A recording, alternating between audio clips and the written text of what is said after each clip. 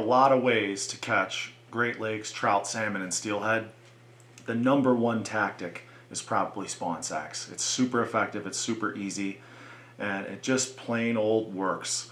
We're going to kind of cover all the bases on different types of eggs, netting colors, threads, and how to tie a spawn sack from start to finish.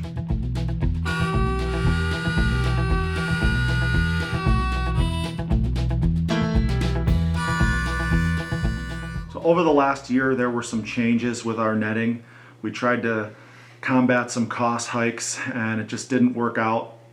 Our classic super soft netting just wasn't up to par for quality, and we had to resort back to our made in the USA netting that everybody knows and loves, and for good reason. So there is a couple different types of packages out there, and the most important thing is either a made in USA stamp on the package or a made in USA sticker. If it has either of those, it is our original super soft Atlas netting, and it is back. Alrighty, so the most important thing to a good spawn sack is good spawn, good eggs. And there's a lot of different ways you can go about that. Some people harvest their own female trout, salmon, or steelhead. For example, here, this is loose brown trout eggs that I caught not too long ago. And another option is Pautzke offers premium trout eggs. So these are real trout eggs. The awesome thing about this is they are super high quality, they're real, and if they don't look like this, they're probably expired. So because these are real, they can go bad. And if they sit on the shelf for too long, or they're exposed to really high temperatures, they won't look like this. You want them to look like this. This is when they look the best, smell the best, taste the best, fish eat them the best. So our premium trout eggs is a great option if you either can't or don't want to harvest your own, whether that be due to the beginning of the season, not having a bait supply, or just simply not wanting to go through the hassle of harvesting a fish. This is a super effective bait to tie your own spawn. We're going to talk about how to tie this from scratch with our netting. So normally what I do is I put some eggs on a spoon like this, and I kind of lay out my spawn squares, and then I just kind of come through and I put a little bit of eggs on each square. And the amount of eggs I put just kind of depends on how big I want that spawn bag. So the more eggs, the bigger the bag, obviously. The less eggs, the smaller the bag. And various different colors nettings. I think having various different size spawn bags and various different colors is critical to triggering bites. A lot of trout, salmon, or steelhead sometimes will bite one color over another, and that can change by day. You see, I just put a little bit on each and just kind of go spoon by spoon. I didn't have enough there, so I'm going to scoop out a little bit extra for this pink one.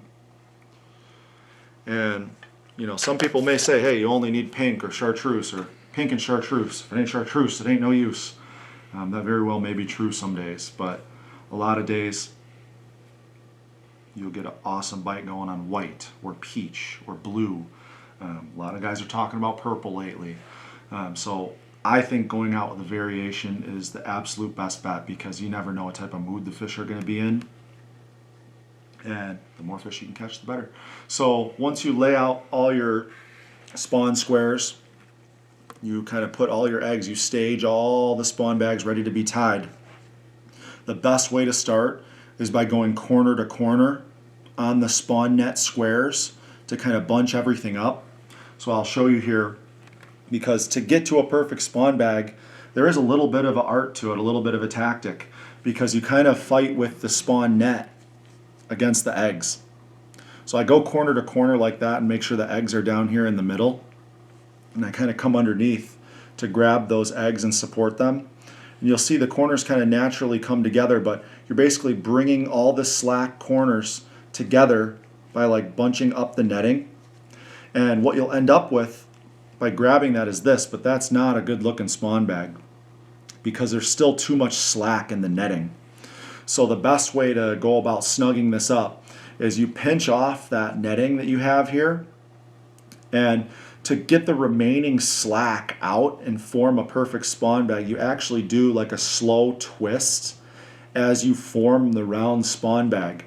So I'm just kind of pinching the eggs in the netting and doing like a slow twist Sometimes you got to use your whole hand or multiple fingers to really twist it and form it into a round spawn bag.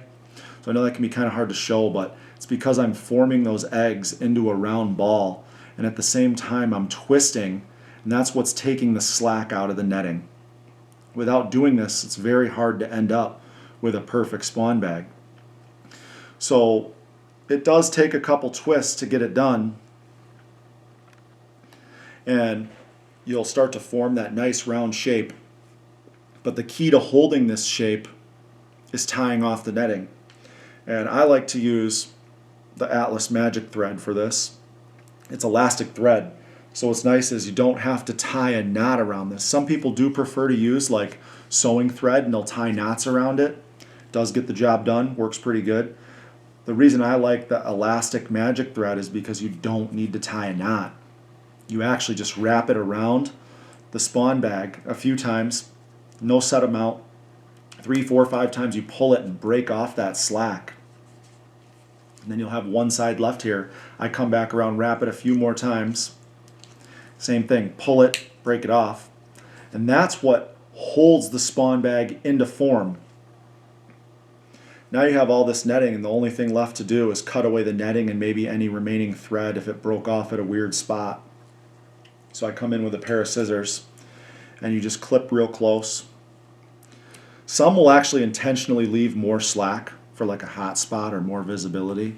It's really personal preference on what you may want to do. But that's how you hold the form of a perfect spawn bag. And you just kind of go through, crank them away. A really awesome option from Atlas is the spawn sack tire. So it's kind of awkward battling with the netting, bringing corners to corners and working the slack out. So if it just doesn't seem natural or you have a hard time doing that, maybe give the Atlas spawn sack tire a try, because it helps with kind of bunching it up into a ball. But as you spin, you get the slack out, kind of get it into that spawn sack ball. Then you come through with that thread and just kind of wrap it a few times, break it off. And again, don't worry about where the thread breaks off like this. Sometimes it breaks off flush, sometimes there's a little tag end, because when you cut away that remaining netting, you're cutting away any extra thread as well. And you just kind of wrap this other side off, pull it, break it off. And then same thing. This is our new purple color. Really awesome color. So blue has been popular for a lot of years in certain tributaries, and there's been kind of a lot of chatter around the purple lately. I mean, think about it too. Go to the crankbait aisle or the Senko aisle or whatever fishing bait aisle, and there's not two colors of one thing. There's a million colors, and it's for good reason. So when you have different lighting conditions, whether it be a cloudy day, a sunny day, different water clarities. A lot of systems have gin clear water, or if you're fishing after a storm or rain or snow melt, maybe it's very dirty water. And all these different color nettings have different visibility in those different conditions. The fish see them a different way, and all those things combined can trigger a bite. So a day that pink may work really good, maybe it doesn't work as good the next day. A lot of people overlook colors like white or peach because they're so subtle. They're not as fluorescent and bright as like a chartreuse or that hot pink. Don't get me wrong, those colors work great. There's a reason they're the most popular. But a lot of people overlook using these extra colors, and it's kind of a bummer because you're definitely missing out on fish. So another popular thing with tying spawn bags is tying floater spawn bags. So we have a lot of different floaters through Atlas in different colors. And if you want to keep things simple, we also have an assorted pack like right here, or even glow, which is huge if you do. If you want white or you'd like to fish in low light or at night, super awesome options. And the reason somebody may use these, so the most popular way to probably fish a spawn bag is under a bobber, and you won't necessarily use a floater spawn bag under a bobber because the bobber is actually, holding your spawn sack at a certain depth. But a ton of people like to bottom fish or bottom bounce, back bounce, surf fish, where you're actually throwing your rig out on bottom with weight, and whether it be bouncing it back in the current to the side drifting in the current, or just letting it sit on the beach, the floater bags mixed in with, or the floaters themselves mixed in with your spawn, allow it to float up off the bottom and put it in the strike zone instead of getting stuck on the bottom, or maybe even in the weeds or seaweed or algae on the bottom. And it keeps you in the zone to effectively fish. So I'm going to tie a few spawn bags with the floaters, and they're approximately the size of an egg, so they tie into a bag really nicely. And normally what I like to do is just use a couple. Now the big thing with this is, depending on the actual size of the spawn bag and like the size of the hook that you're using, that's going to affect how many floaters you want to use in the bag itself. So if it's a really small spawn bag, you may only need one floater inside to float it up. But if it's a much bigger spawn bag and you're using a bigger hook, then you may need 3 or 4 floaters to float it up appropriately.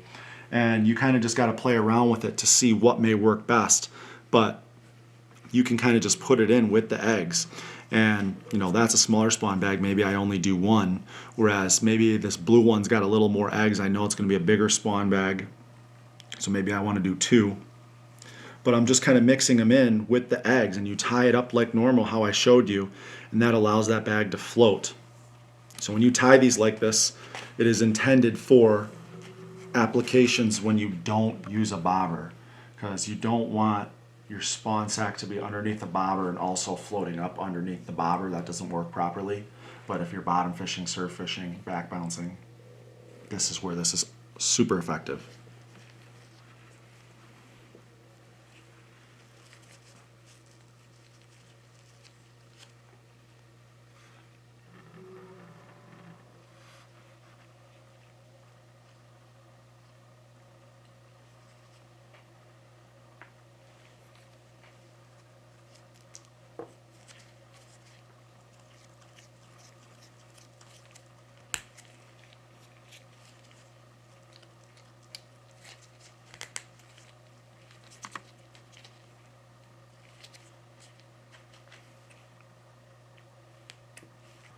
So you'll see I've got not only 3 different colors here, but 3 different size spawn bags.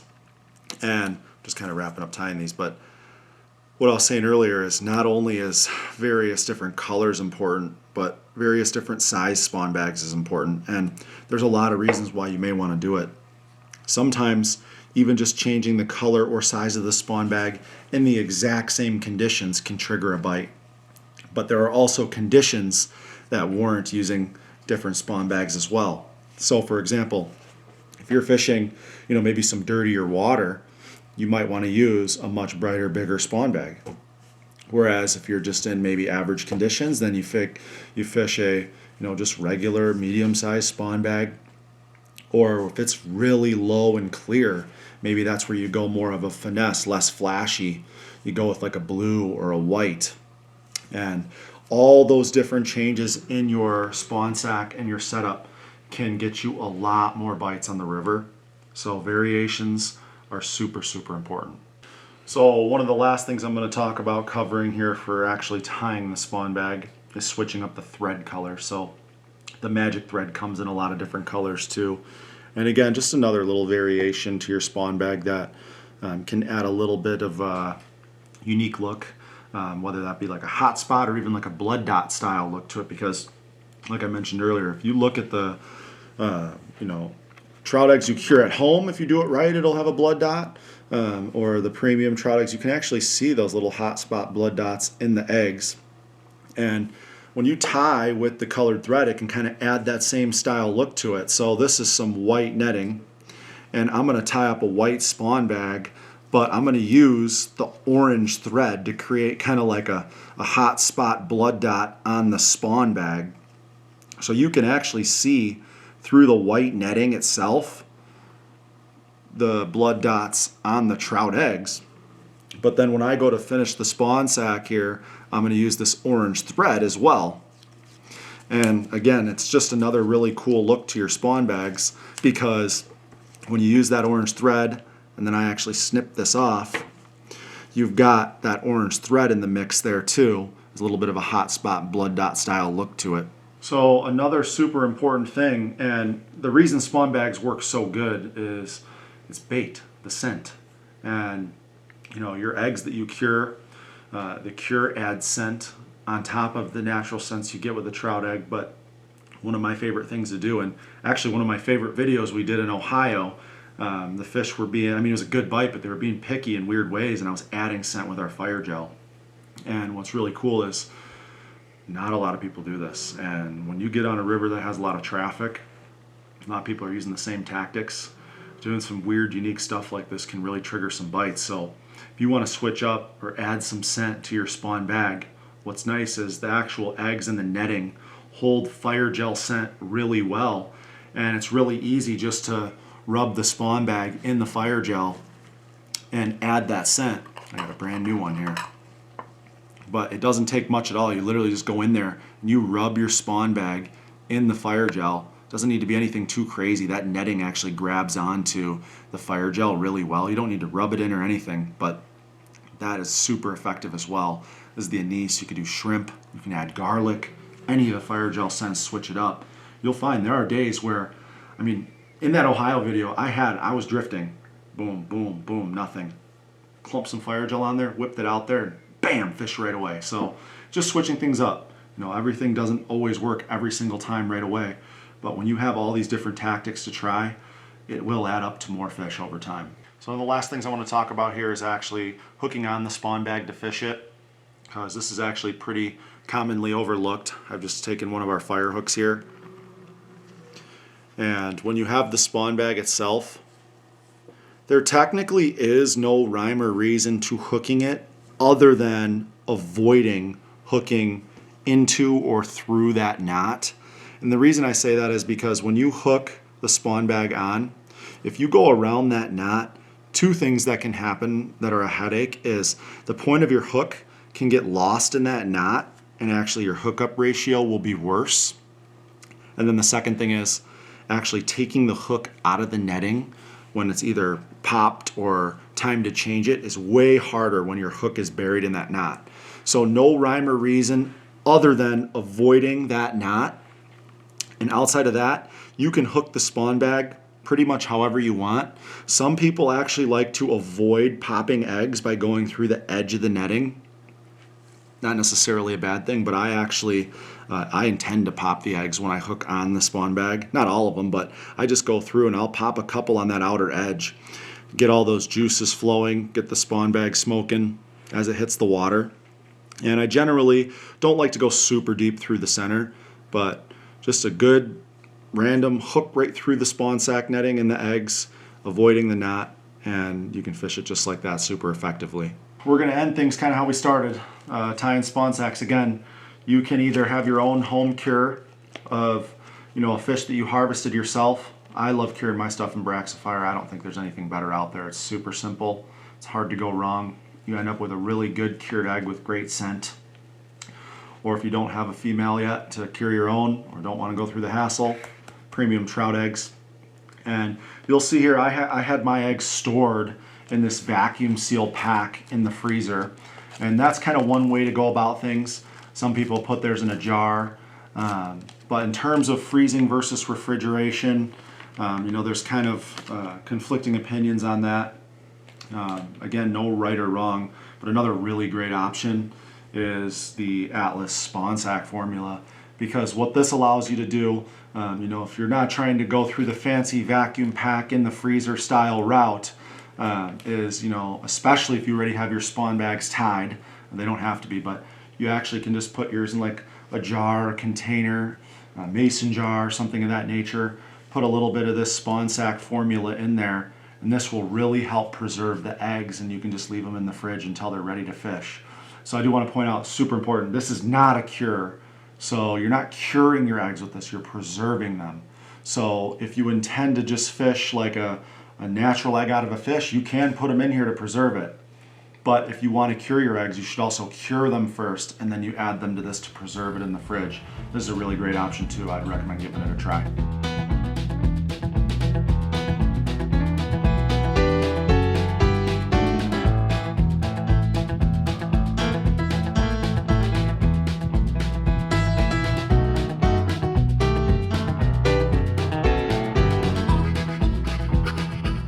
Pautzke products are available at sporting goods stores near you. If you can't find the specific color, size that you want, make sure to go to Pautzke.com. And as a thank you for watching Pautzke Outdoors, we're going to show you a coupon code to be used for 10% off your next order.